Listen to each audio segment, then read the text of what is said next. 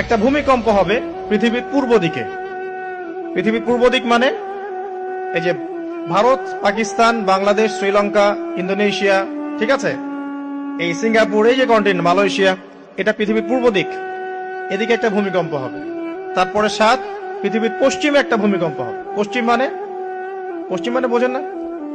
পশ্চিমা বিশ্ব না, সৌদি আরব না, পশ্চিমা বিশ্ব, ব্রিটেন, ফ্রান্স, জার্মানি, তারপরে রাশিয়ান কন্টিনেন্ট, হ্যাঁ, ইউক্রেন, এদিকে আপনার আমেরিকা, এই পুরো পশ্চিমা বিশ্ব, এখানে একটা ভূমিকম্প হবে বড়। এবং এগুলো এমন হবে যেগুলোতে ভূমি মাটিতে ধসে যাবে, মাটিতে ডুবে যাবে। ভূমিকম্প না, ভূমিধস। 8 পৃথিবীর মাঝখানে মধ্যপ্রাচ্যে একটা ভূমিকম্প হবে, যেখানে আমাদের সো কল্ড আমিরুল মুমিনিনরা থাকে, এদের এখানে একটা ভূমিকম্প হবে ইনশাআল্লাহ। আর 9 ইয়েমেন থেকে একটা আগুন